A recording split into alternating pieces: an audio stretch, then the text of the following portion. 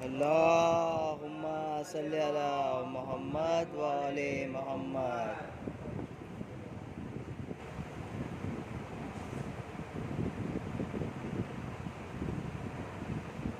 فاتحہ.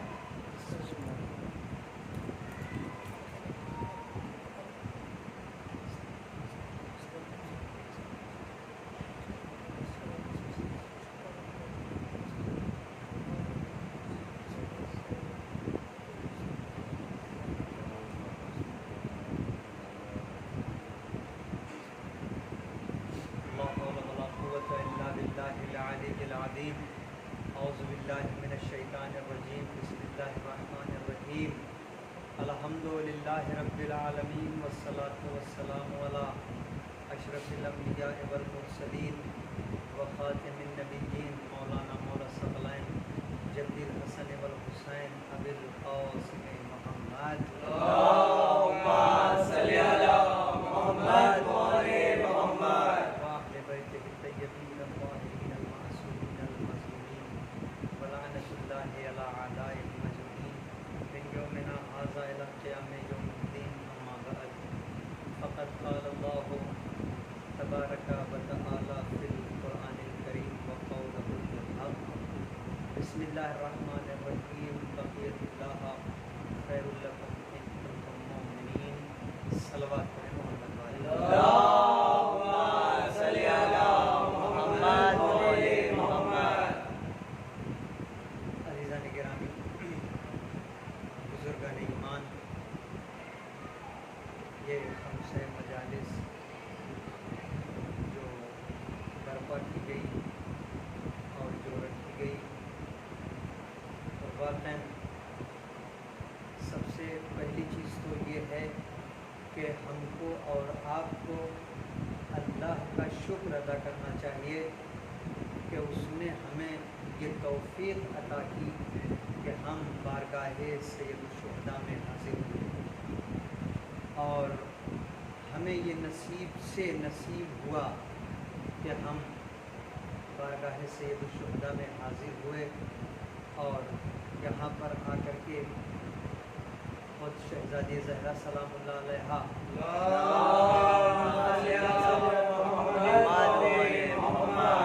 اور اس کے علاوہ اہل بیت علیہ السلام کو خود امام حسین علیہ السلام کا پرسہ اور شہداء کربلا کا پرسہ پیش کر رہے ہیں. یہ حقیقی معنوں میں اگر دیکھا جائے تو انسان کو یہ شکر ادا کرنا چاہیے اس پروردگار کا. بالکل اسی طریقے سے آپ دیکھیں کہ کچھ شبیں آپ کے لیے رکھی گئی ہیں کہ انسان اگر گناہوں میں ملوث ہو جائے تو کچھ خاص شب اور کچھ خاص دن ایسے رکھے گئے ہیں کہ جس میں انسان اگر بارگاہ خدا بندی میں آ کر کے توبہ کر لے، استغفار کر لے، تو خدا اس کی پوری زندگی کی گناہوں کو معاف کر دیتا ہے. اسی میں اسی تمام شبوں میں یہ آپ کے رمضان مبارک کی شبیں ہیں، اور اس رمضان میں وہ جو آپ کی شب قدر ہم جسے کہتے ہیں، جس میں ہم اعمال کرتے ہیں، یہ بالکل اسی طریقے سے جیسے کہ اگر کسی کو شب قدر میں اعمال نصیب ہو جائے اور شب قدر نصیب ہو جائے اور شب قدر کو اگر وہ درک کر لے تو اسے شکر پروردگار عطا کرنا چاہیے کہ اللہ نے ہمیں یہ توفیق دیا کہ ہم اس اہم رات کو ہم نے درک کیا، اور اس اہم رات میں خدا کی بارگاہ میں آ کر کے ہم نے وہ اعمال انجام دیے جو خدا نے ہم سے کہا تھا. یہ شکر کرنا چاہیے.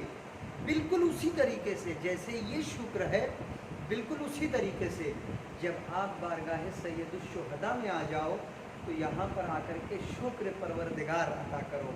کیوں؟ اس لیے کہ اس نے ہمیں توفیق دیا کہ ہم اس بارگاہ تک آئے.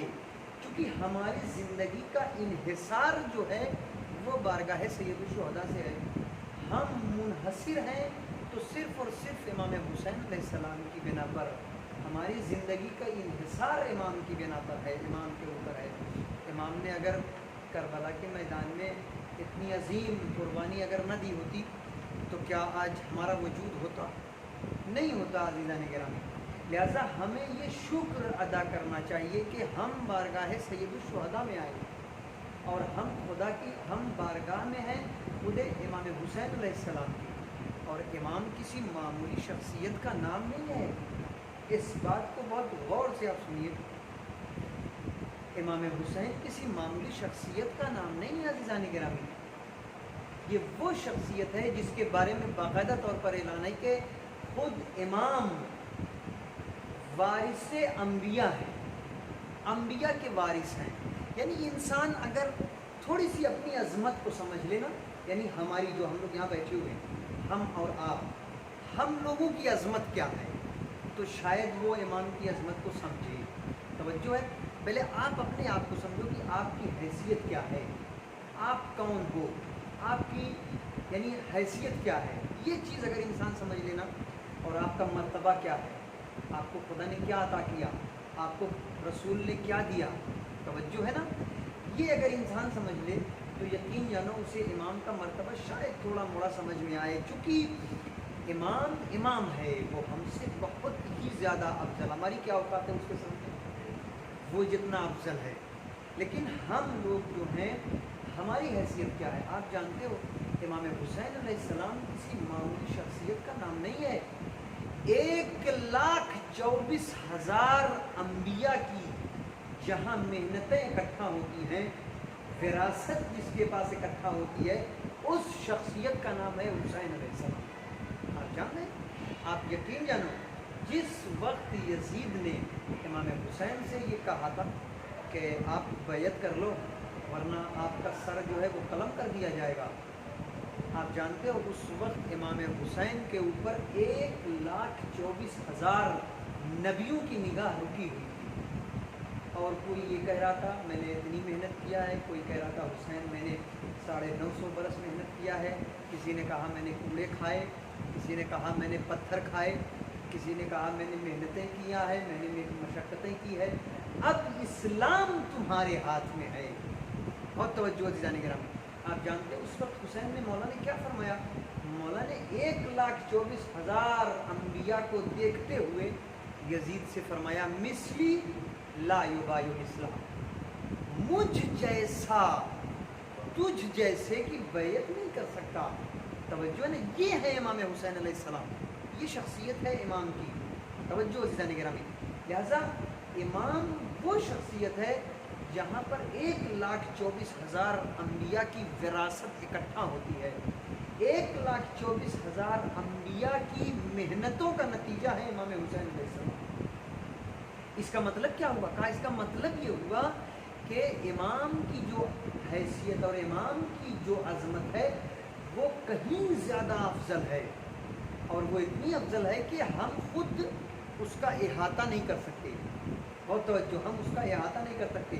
شاید یہی وجہ رہی ہے کہ خود رسول نے فرمایا، ایک شخص ہے جس کا نام ہے ابی ابن کعب، وہ ہے، اس نے آ کر کے رسول کے پاس وہ موجود تھا، تو اس نے دیکھا کہ اتنے میں امام حسین علیہ السلام تشریف لے کر کے آئے، اور جب امام تشریف لے کر کے آئے، بس یہ آج آپ تھوڑی سی تمہید سن لیجیے، انشاءاللہ کل سے میں گفتگو کا آغاز باقاعدہ طور پر اور مکمل طریقے سے کروں گا، چونکہ 5 دن مجھے لگاتار آپ لوگوں کی خدمت میں رہنا ہے، لہٰذا میں کل سے انشاءاللہ باقاعدہ طور پر آج تھوڑی سی گفتگو تمہیدی طور پر آپ کی خدمت میں بیان کر رہا ہوں کہ یہ ایک عجیب چیز ہے۔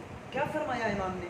کہتے ہیں کہ رسول کے پاس وہ موجود تھا، اتنے میں دیکھا کہ خود امام حسین علیہ السلام تشریف لائے، اور جیسے ہی امام آئے ہیں اسی وقت رسول نے فرمایا ہے السلام علیک یا زین السماء والارضین، سلام ہو ہمارا تم پر اے زمین و آسمان کی زینت۔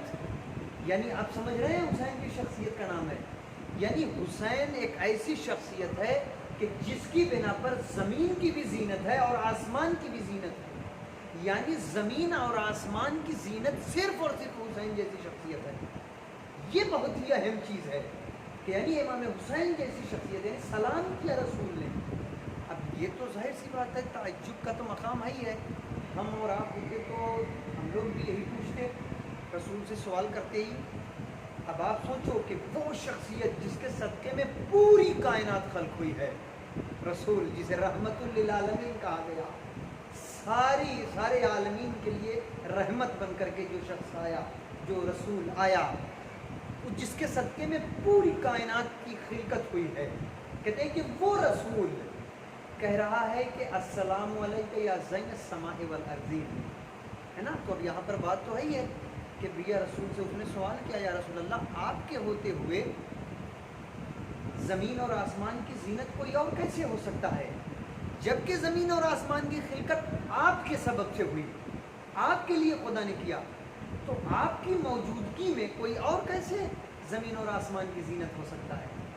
دیکھ رہے ہیں یہ سوال بہت ہی اہم ہے، لہذا سوال کیا اس نے، اور اس نے یہ بھی کہا کہ اگر آپ نہ ہوتے تو کوئی یہ عہدہ لیتا تو بات سمجھ میں آتی تھی، لیکن آپ کے ہوتے ہوئے کوئی دوسرا شخص یا کوئی دوسری شخصیت زمین اور آسمان کی زینت ہو جائے، یہ کیسے ممکن ہے؟ اسی وقت رسول نے فرمایا، کہا کہ قسم ہے مجھے اس پروردگار کی کہ جس کے قبضے میں میری جان ہے، جس نے مجھے مبعوث کیا، جس نے مجھے اس دنیا میں بھیجا، تم کیا جانو حسین کی فضیلت کو؟ حسین کی فضیلت اگر تمہیں دیکھنا ہے تو تم ملک کو چھوڑو، ملکوت کا سفر کرو۔ توجہ ہے نا جانے کرم، یعنی کہ اس دنیا کو چھوڑو، آسمان کا سفر کرو، ملکوت کا سفر کرو، وہاں تمہیں سمجھ میں آئے گا کہ حسین کس بلندی کا نام ہے، حسین کس شخصیت کا نام ہے۔ توجہ ہے نا؟ اور یہ وہ شخص ہے، یہ رسول خودے، انہوں نے یہاں پر بھی دیکھا امام حسین کی عظمت اور بلندی کو، اور اس دنیا میں بھی دیکھا۔ توجہ ہے؟ خدا نے ارشاد فرمایا سبحان الذی اسری بعبدہ، یہ باقاعدہ قرآن کی آیت ہے، آپ جا کر کے پڑھو، سبحان الذی اسری بعبدہ، کہتے ہیں کہ پاک و پاکیزہ ہے وہ ذات جو اپنے عبد کو راتوں رات لے گئی معراج پر۔ یہ جو رسول معراج پر گئے نا، تو یہ ساتوں آسمان، یہ ملکوت کا سفر کیا، اور وہاں پر انہوں نے خود حسین کی فضیلت کو دیکھا۔ توجہ ہے نا؟ اور دنیا میں تو خیر حسین کی فضیلت کو انہوں نے دیکھا ہی، لہٰذا اب وہ رسول ابی ابن کعب سے فرماتا ہے، اے ابی ابن کعب، تم کیا جانو حسین کی فضیلت کیا ہے؟ تمہیں کیا معلوم کہ حسین کی شخصیت کا نام ہے؟ جس نے اس عالم میں دیکھا حسین کو، اس سے پوچھو، وہ تمہیں بتائے گا کہ حسین کی فضیلت کیا ہے۔ توجہ ہے نا؟ یہاں پر مثال بھی ہے، بہت اچھی مثال ہے۔ کیا؟ ابھی ایک کسی دیہاتی انسان کو، ایک صلوات پڑھیں محمد والے محمد، اس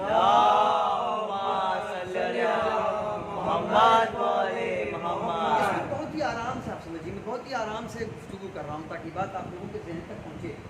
آپ دیکھو کسی بھی دیہاتی کو آپ اس کے دیہات سے نکال کر کے، اس کے گاؤں سے نکال کر کے، اس کی کسی اچھی سی مارکیٹ میں، اسی دیہات کی کسی اچھی مارکیٹ میں لے کر کے چلے جاؤ، تو وہ سمجھتا ہے کہ بس یہی سب کچھ ہے۔ جو انسان دیہات سے باہر نہ نکلا ہو، کبھی مارکیٹ نہ گیا ہو، تو آپ اس کو اس کے دیہات سے، اس کے گاؤں سے نکال کر کے اس کی بہترین جو مارکیٹ ہے اس جگہ کی، اس میں لے کر کے چلے جائیے، تو وہ کیا سمجھتا ہے؟ وہ سمجھتا ہے کہ بس دنیا یہی ہے، سب کچھ یہی ہے۔ توجہ ہے؟ لیکن اگر اسی کو کسی شہر کی مارکیٹ میں لے کے چلے جاؤ تو اب وہ کہے گا نہیں نہیں، وہ چیز وہ نہیں ہے، جو یہ ہے وہ یہ نہیں ہے۔ توجہ ہے نا؟ لیکن اگر اسی کو کسی آپ میٹرو سٹی میں لے کر کے چلے جاؤ تو اب اس کی نیت اور بدل جائے گی، وہ کچھ اور دیکھنے لگے گا۔ توجہ ہے نا؟ وہ کہے گا نہیں نہیں، ہم تو صرف یہی سمجھتے تھے، نہیں یہ تو بہت ہی چھوٹی چیز ہے، جو چیز ہے وہ یہ ہے، کیونکہ وہ میٹرو سٹی میں آ گیا۔ اب اس کے نظر میں جو میٹرو سٹی شہر اس نے دیکھا، اسے وہ بہت کچھ سمجھنے لگا۔ یہی حال ہمارا ہے، ہم نے دنیا میں حسین کی فضیلت کو دیکھا، دنیا ہمیں کیا بتائے گی حسین کی فضیلت؟ توجہ ہے نا حضرت گرامی؟ حسین کی فضیلت اگر تمہیں دیکھنا ہے تو اس ملک کو چھوڑو، ملکوت کا سفر کرو، آگے بڑھو، تو تمہیں معلوم ہوگا کہ حسین کی شخصیت کا نام ہے، حسین کس بلندی کا نام ہے، حسین کس عظمت اور کس بلندی کا نام ہے۔ عزیزان گرامی، ایک چھوٹا سا آئینہ آپ کی شکل کو کتنا دکھائے گا؟ آپ جانتے ہو جتنا بڑا آئینہ ہے بس اتنی ہی شکل آپ کو دکھائی دے گی، اس سے زیادہ نہیں دکھا سکتا۔ لیکن اگر ایک بڑا آئینہ آپ بڑا شیشہ اپنے سامنے آپ رکھو تو اس میں آپ کی شکل تھوڑا زیادہ دکھائی دے گی۔ जितना हजम होगा उतना ही दिखाई देगा। तवज्जो है ना। बिल्कुल इसी तरीके से दुनिया छोटा सा आईना है। ये क्या हमें बताएगी फजीलत इमाम हुसैन अलैहिस्सलाम? तवज्जो है। इसे क्या मालूम कि हुसैन की अजमत और हुसैन की बुलंदी क्या है? सैयदुल शुहदा की शख्सियत का नाम है अज़ीज़ान गिरामी। तवज्जो है। ये हमें क्या बताएगी दुनिया, और हम दुनिया में रह गए। मैं इंशाल्लाह अर्ज़ करूँगा, हमारी गुफ्तगू बिल्कुल ऐसे ही रहती है कि मैं इंशाल्लाह अगली मजलिस में अर्ज़ करूँगा, हम लोग जो है ना वो सिर्फ दुनिया में फंसे रह गए। तवज्जो है। हमने अज़मत इमाम हुसैन समझी ही नहीं। असल मैटर जो है ना वो यही है कि हमने समझा ही नहीं इमाम को, हमारे पास मारिफत इमाम ही नहीं है। अगर हम इमाम को समझें तो ये दुनिया हमें नहीं बताएगी कि इमाम की फजीलत क्या है। अगर ये समझना है ना तो फिर रसूल के पास जाना पड़ेगा, अगर समझना है तो अली के पास जाना पड़ेगा। क्यों? इसलिए कि ये वो शख्सियतें हैं जिन्होंने अज़मत इमाम हुसैन को इस दुनिया में भी देखा, उस दुनिया में भी देखा। लिहाजा वो ये भी जानते हैं कि यहाँ पर हुसैन की क्या अज़मत है और वहाँ पर इमाम हुसैन अलैहिस्सलाम की क्या अज़मत है। इन सारी चीज़ों को देखने के बाद, बहुत तवज्जो से जानिएगा, इन सारी चीज़ों को देखने के बाद अब रसूल फरमाते हैं क्या? अस्सलामु अलैका या ज़ैनस समाए वल अर्ज़ीन। सलाम हो हमारा तुम पर ऐ ज़मीन व आसमान की ज़ीनत। अब आप समझो कि हुसैन की शख्सियत का नाम है, हुसैन किस बुलंदी का नाम है। असल बात यह है कि हमें मारिफत नहीं है, हमने अपने आप को बिल्कुल गिरा दिया है। हमें जिस बुलंदी पर जाना चाहिए ना, हम उस बुलंदी पर नहीं है जाने का। हमें जहाँ हमें जो मारिफत होनी चाहिए ना, असल में हमें मारिफत ही नहीं है अपने इमाम की। तो हम क्या समझेंगे कि इमाम की शख्सियत का नाम है? हम क्या जानेंगे कि इमाम कौन सी शख्सियत का नाम है? लिहाजा इमाम को अगर समझना है तो फिर बहुत ही मेहनत करनी पड़ेगी। तवज्जो है ना। अस्सलामु अलैका या ज़ैनस समाए वल अर्ज़ीन, ये खुद रसूल कह रहे हैं, वो रसूल जिसके सदक़े में पूरी कायनात खल्क़ हुई है। अब यहीं पर रुक करके आप अपनी भी फजीलत को समझ लीजिए कि आपकी अज़मत क्या है। वो अफराद जो हुसैन के लिए मरते हैं, वो अफराद जो हुसैन पर गिरिया करते हैं, वो अफराद जो हुसैन पर मातम करते हैं, वो शख्सियतें जो हुसैन का फर्श अज़ा बिछाती हैं। आप खुद अपनी अज़मत समझो। आप यहाँ आए हो ना, शुक्र अदा करो खुदा का कि आपको तौफीक दिया खुदा ने कि आप इस फर्श पर मौजूद हो। मालूम है जहाँ पर रसूल ने ये बात कही है कि अस्सलामु अलैका या ज़ैनस समाए वल अर्ज़ीन, वहीं पर रसूल ने रुक करके सलाम किया है कि सलाम हो हमारा। उसके बाद आखिर में जाकर के रसूल ने फरमाया अलल बाकीन, सलाम हो हमारा उन अफराद पर, उन शख्सियतों पर जो हुसैन पर गिरिया करते हैं, जो हुसैन पर रोते हैं, जो हुसैन की मजलिस बर्पा करते हैं, जो हुसैन के फर्श अज़ा पर आते हैं, जो हुसैन के दरबार में आते हैं। तवज्जो है ना अज़ीज़ान गिरामी। तो अब आपने अपनी अज़मत को समझा। आपको सलाम कौन कर रहा है? आपने ये सोचा कभी कौन सलाम कर रहा है? अज़ीज़ान गिरामी, रहमतुल लिल आलमीन आपको सलाम कर रहा है। यहीं से आप अपनी अज़मत को समझिए। अज़मत आपकी बहुत है, वो हमने खुद अपने आप को पस्त कर लिया है। सबसे बड़ी चीज़ जो है ना वो यही है कि हमने खुद अपने को पस्त कर लिया है, वरना हमारी अज़मत, हमारी बुलंदी जो है ना वो कोई नहीं समझ सकता। अज़ीज़ान गिरामी, लिहाजा अब यहाँ पर रुक करके आप इस बात को खूब समझिए कि वो रसूल जो रहमतुल लिल आलमीन है, जिसके सदक़े में पूरी कायनात खल्क़ हुई, वो आप पर सलाम भेज रहा है, वो आपको सलाम कह रहा है। ये कितनी बड़ी बात है अज़ीज़ान गिरामी। रसूल जिसे सलाम करे ये फ़ख्र की बात है। ये हकीकत में देखा जाए तो अपने लिए बहुत ही बड़ी बात है कि वक्त का रसूल, कायनात का रसूल हमें सलाम कर रहा है।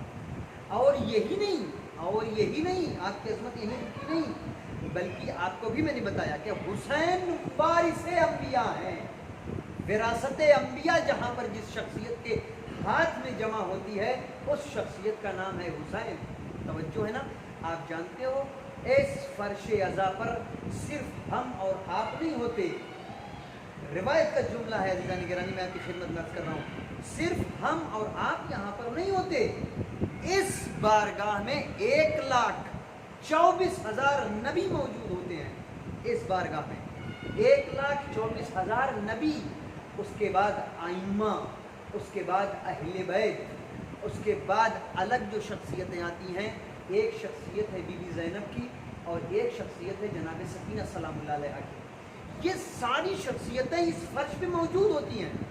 اب آپ نے اپنا مقام سمجھا، یعنی آپ کہاں بیٹھے ہوئے ہو یہ تصور کرو۔ آپ نے اصلاً کبھی سوچا ہی نہیں کہ ہم کس بلندی پر ہیں، کس مرتبے پر ہیں، ہم ہیں کہاں۔ اگر یہ انسان سوچ لینا تو یقین جانو کہ انسان چینج ہو جائے، بدل جائے، اس میں وہ چیزیں آ جائیں گی جو اللہ چاہتا ہے۔ لیکن اصل میٹر جو ہے نا وہ کیا ہے، وہ یہ ہے کہ ہم کبھی اپنے بارے میں ہم نے کبھی سوچا ہی نہیں، بس صرف اپنی روزی روٹی کے چکر میں لگے رہے، صرف دنیا داری کے چکر میں لگے رہے، صرف ان کی اور ان کی چکر میں لگے رہے۔ یہ چیز بالکل غلط ہے عزیزان۔ آپ سوچو آپ کس بارگاہ میں ہو، یہاں پر 1,24,000 انبیاء، یہاں پر خود اہل بیت علیہ السلام، یہاں پر خود شہزادی زینب، یہاں پر خود شہزادی سکینہ، یہ خود اس کے بعد فرشتے اور ملائکہ سب موجود ہیں۔ یعنی اب آپ جان رہے ہو کس بزم میں بیٹھے ہوئے ہو، آپ انبیاء کی بزم میں بیٹھے ہوئے ہو، آپ فرشتوں کی بزم میں بیٹھے ہوئے ہو، آپ خود اہل بیت کی بزم میں بیٹھے ہوئے ہو۔ کسے نصیب ہوتا ہے یہ بزم؟ کس شخصیت کو نصیب ہوگی یہ بزم؟ کبھی سوچا آپ نے؟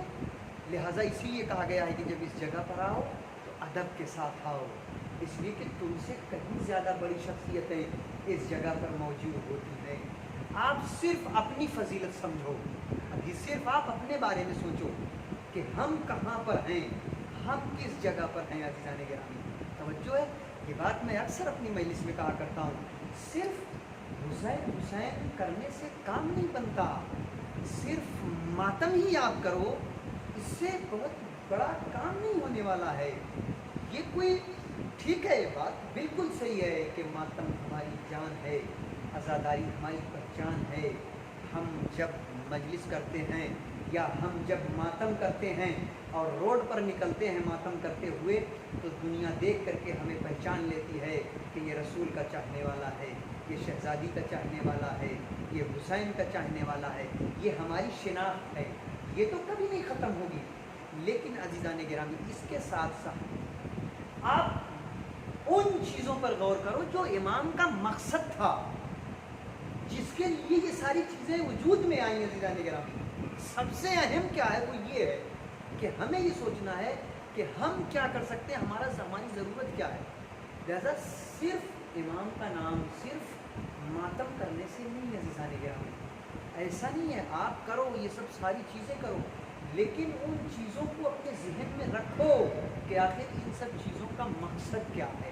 آپ دیکھو، میں اکثر یہ مثال دیا کرتا ہوں اور پھر میں آپ کی خدمت میں مثال دوں۔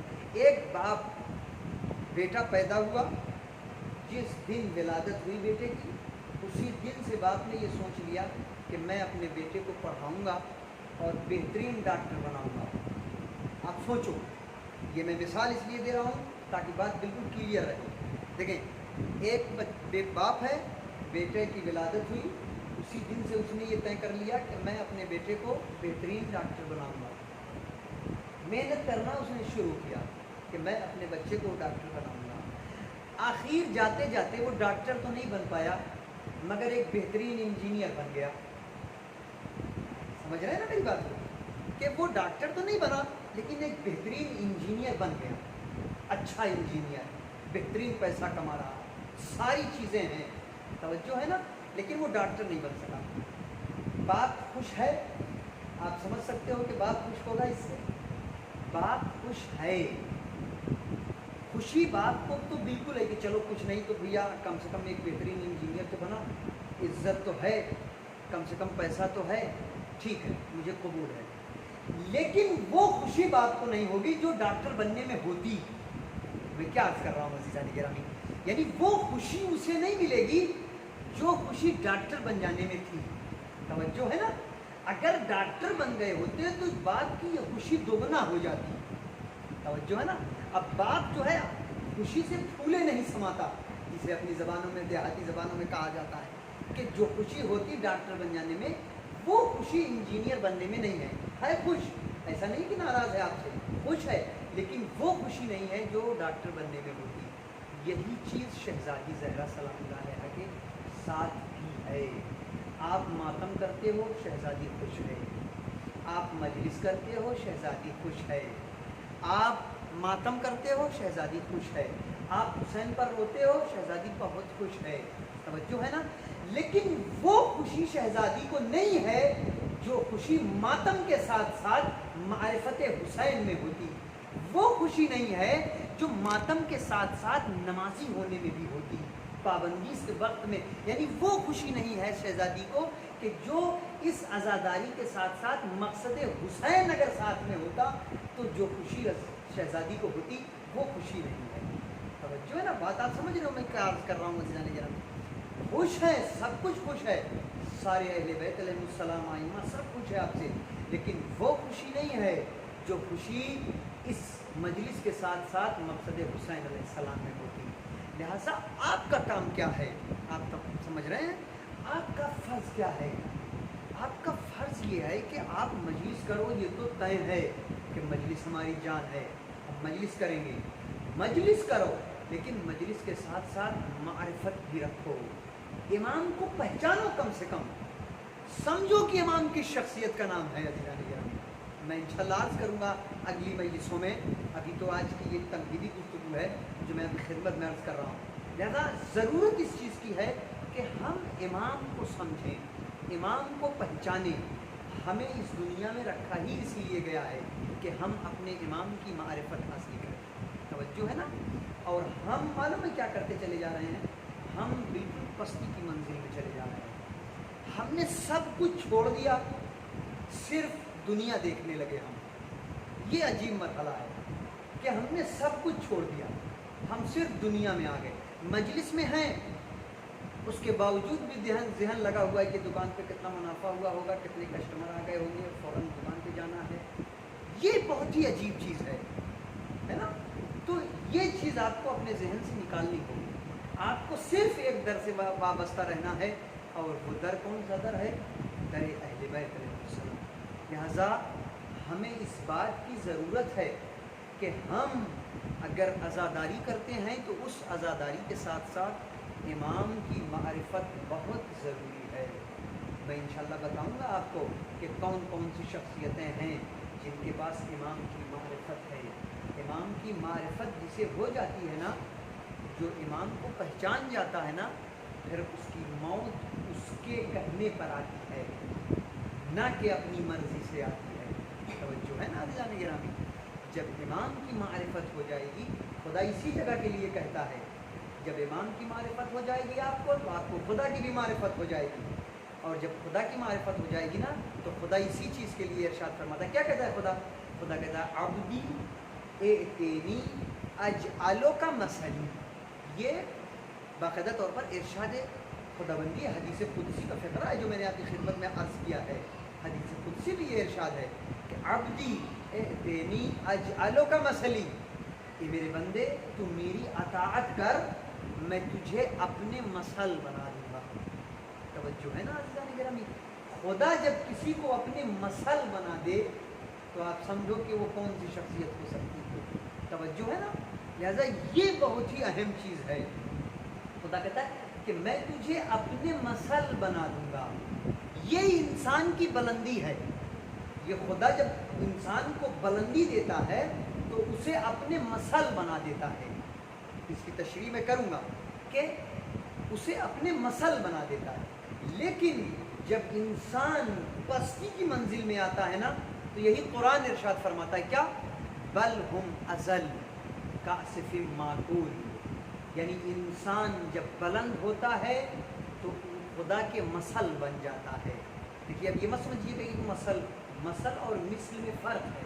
मैं अर्ज़ करूँगा किसी मजलिस में, मसल अलग शय का नाम है, मिसल अलग चीज़ का नाम है ना। खुदा अपने जैसा नहीं बनाएगा, अपने मसल बनाएगा, अपने मिसल नहीं बनाएगा। मिसल बनाएगा तो दो खुदा हो जाएंगे, फिर तो मुश्किलात है। आप तो जानते ही हो, जैसा कि बाकायदा दर्जा अतफाल से मौलवी साहब बताते हुए चले आ रहे हैं। तो वो चीज़ें नहीं हैं, वो अपने मसल बनाएगा आपको। समझ रहे हैं? तो ये इंसान की बुलंदी है कि इंसान जब बुलंद होता है तो खुदा उसे अपने मसल बनाता है। لیکن یہی انسان جب اپنے آپ کو پستی میں لے جاتا ہے تو یہی خدا ارشاد فرماتا ہے بل ہم ازل بکاسف معقول. اس کا مطلب آپ سمجھتے ہو؟ بل ہم ازل یعنی جانور سے بھی زیادہ بدتر. توجہ ہے نا, انسان جانور سے بھی زیادہ بدتر. یہاں مجھ سے سوال ہو سکتا ہے کہ مولانا صاحب کیا ایسا بھی ممکن ہے کہ انسان جانور سے زیادہ بدتر ہو جائے؟ یہ سوال ہو سکتا ہے مجھ سے کہ آپ مولانا صاحب مجھے یہ بتاؤ کہ کیا انسان ایسا بھی ہو سکتا ہے کہ انسان جانور سے بھی بدتر ہو جائے؟ ہوتا ہے رضا نگرامی, بالکل ہوتا ہے جانور سے بدتر. انسان کو خدا نے کیا دیا؟ عقل دیا, شہوت بھی دی, دونوں چیزیں دیا ہے کہ نہیں؟ یعنی بھوک بھی لگتی ہے انسان کو, عقل بھی دیا ہے. لیکن جانور کو عقل دیا ہے؟ نہیں دیا ہے جانور کو عقل. جانور عقل نہیں رکھتا.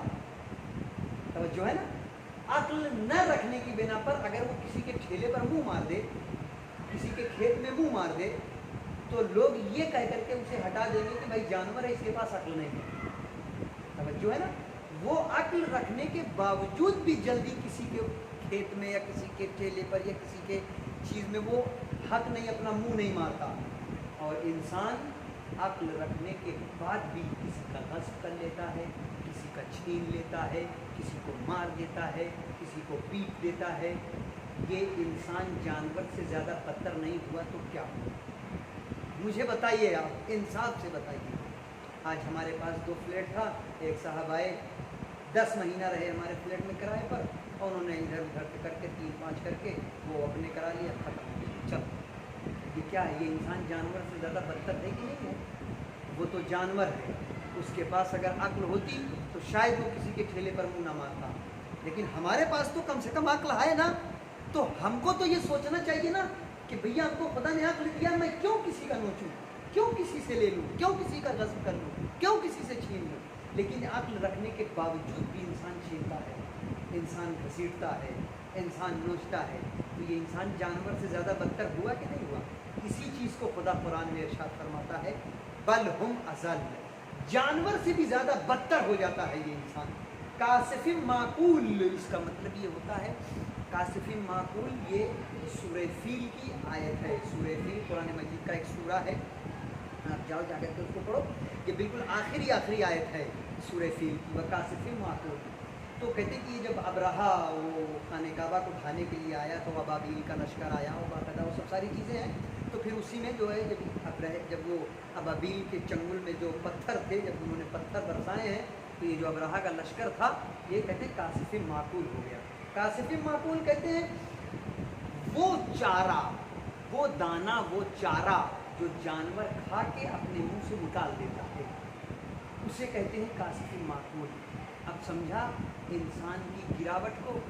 انسان جب گرتا ہے نا تو اس بھوسے کے مانند ہو جاتا ہے, اس دانے, اس چارے کے مانند ہو جاتا ہے جو جانور کھا کے اپنے منہ سے نکال دے, اس جانور سے بھی زیادہ بدتر ہو جاتا ہے.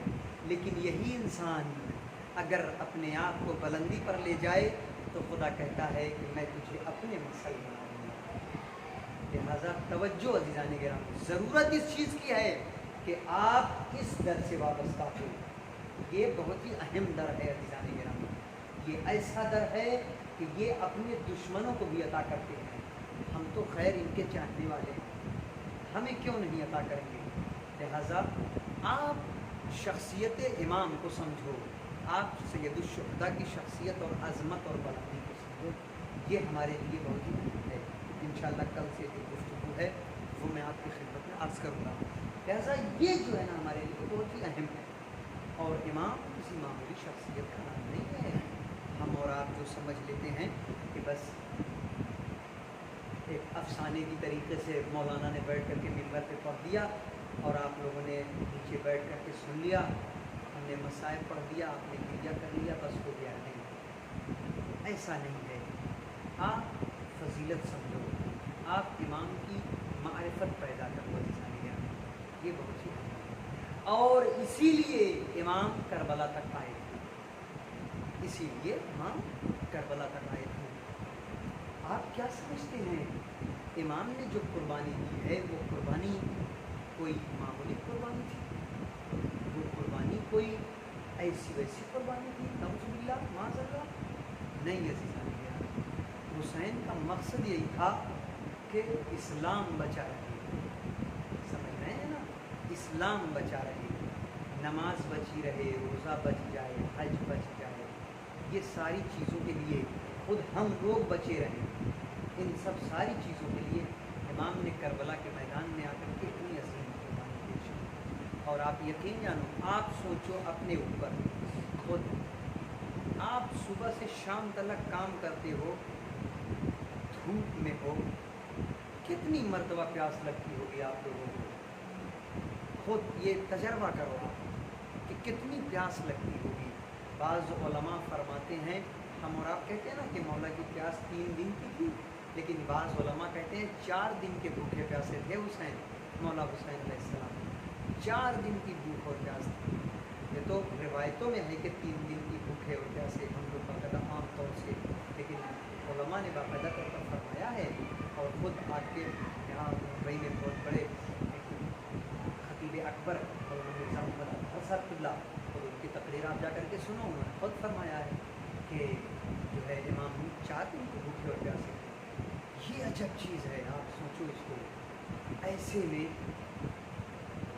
यानी भूख भी हो और प्यास भी हो, और उसके ऊपर कभी अब्बास की लाश, कभी औली मोहम्मद की लाश, कभी कासिम की लाश, और कभी अली असगर की लाश, पहले असहाब, उसके बाद बनी हाशिम। किस तरीके से हुसैन ने उठाया होगा, कैसे हुसैन ने कैसे हुसैन इन सब लाश को लेकर के खैमे तक आए होंगे।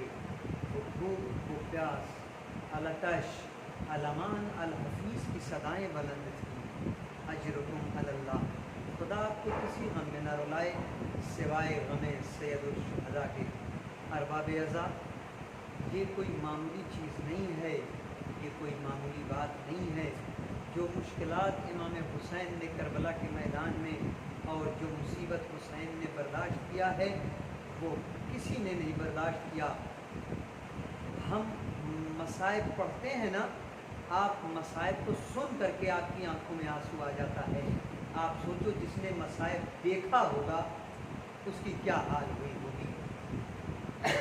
आप इतना सोचो कि किस तरीके से हुसैन ने अली अकबर के कलेजे से बर्छी निकाली होगी।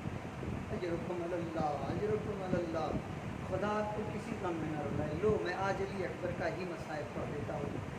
कहते हैं कि जनाब अली अकबर अलैहिस्सलाम के अजब मंज़र है अज़ीज़ान गिरामी।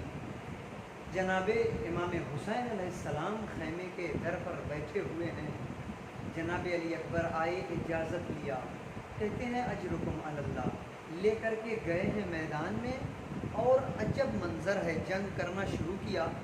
आप जानते हो हुसैन ने कैसे अली अकबर को जाने दिया, ये मुझे नहीं पता, लेकिन हाँ इतना ज़रूर जानता हूँ कि जब अली अकबर चले हैं तो हुसैन पीछे पीछे, हुसैन पीछे पीछे। रिवायत कहती है अली अकबर ने कहा, बाबा आपने तो मुझे विदा कर दिया था, लेकिन हुसैन कहते हैं, बेटा काश तुम साहिब औलाद होते। ये जुमला बहुत बड़ा है, जो अफराद साहिब औलाद हैं वो इस बात को समझ सकते हैं। आखिर में रिवायत ये कहती है कि उम्मे लैला ने दुआ किया, अली अकबर वापस आए, लेकिन जब दोबारा गए हैं ना तो अब अली अकबर वापस नहीं आए। रिवायत कहती है एक आवाज़ गूंजी, या अबता अलैका मिन्नी अस्सलाम, बाबा मेरा आखिरी सलाम कबूल करो। जैसे ही अली अकबर ने ये आवाज़ दी, आप जानते हो हुसैन कैसे चले। हुसैन इस तरीके से चले जैसे एक छोटा सा बच्चा अपनी माँ की आगोश में दौड़ता हुआ जाए, कभी गिरता है कभी उठता है, बिल्कुल वही कैफियत हुसैन की थी। हुसैन दौड़ते हुए अली अकबर के करीब पहुँचे। अब جب حسین علی اکبر کے قریب پہنچے، عجب منظر ہے، سینے میں برچھی کی انی ہے، اور روایت یہ کہتی ہے برچھی کی انی ہے۔ حسین دو زانو ہو کر کے بیٹھ گئے، سارے انبیاء کربلا میں جمع ہو گئے، روایت کہتی ہے مولا علی بھی آ گئے، سارے سب کے سب کربلا کے میدان میں جمع ہو گئے۔ حسین دو زانو ہو کر بیٹھ گئے، آستین کو سمیٹ لیا، جوان بچہ ہے، جوان بیٹا ہے، عرض کربلا ہے، سینے میں برچھی کی انی ہے۔ روایت کہتی ہے حسین نے چاہا کہ برچھی کی انی کو پکڑ کر کے میں کسی طریقے سے کھینچ لوں، برچھی کی انی نکال لوں، جیسے ہی برچھی کو ہاتھ سے پکڑا ہے، روایت کہتی ہے نکالنا چاہا، محسوس کیا کہ جیسے علی اکبر ہل رہے ہیں، علی اکبر تڑپ رہے ہیں۔ روایت کہتی ہے جلدی سے حسین نے اپنے ہاتھ کو برچھی سے ہٹا لیا، دوبارہ پھر برچھی میں ہاتھ کو دیا، لیکن پھر جب کھینچنا چاہا تو روایت کہتی ہے پھر حسین کو وہی محسوس ہوا کہ علی اکبر ہل رہے ہیں، لرز رہے ہیں۔ حسین نے پھر برچھی سے ہاتھ کو ہٹایا، روایت کہتی ہے تیسری مرتبہ جیسے ہی حسین نے چاہا کہ برچھی کا پھل میں کھینچوں، ایک مرتبہ علی اکبر کو لرزتے ہوئے محسوس کیا، آواز دیا علی اکبر نے، اے بابا برچھی کھینچ لے، میں نہیں تڑپ رہا، عرض کربلا لرز رہی، اجرکم اللہ، اجرکم اللہ۔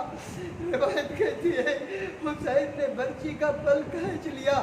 یہاں پر روایت کہتی ہے اگر برچھی کا پھل تنہا آتا تو شاید میرا مولا صبر کر لیتا، لیکن جیسے ہی برچھی کا پھل کھینچا ہے، برچھی کی انی میں علی اکبر کا کلیجہ الجھا ہوا۔ حسین کبھی علی اکبر کے کلیجے کو کبھی چہرے کو دیکھتے ہیں۔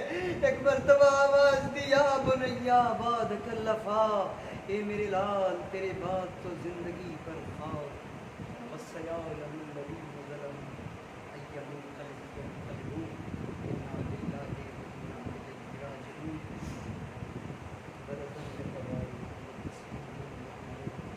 اللہ تجھے واسطہ ماننے والے لوگوں کا، جہاں جہاں بھی مولا کے چاہنے والے ہیں، جان مال سے حفاظت فرما، ہماری اس چھوٹی سی عبادت کو قبول فرما، ہم سب کی گناہوں کو معاف فرما۔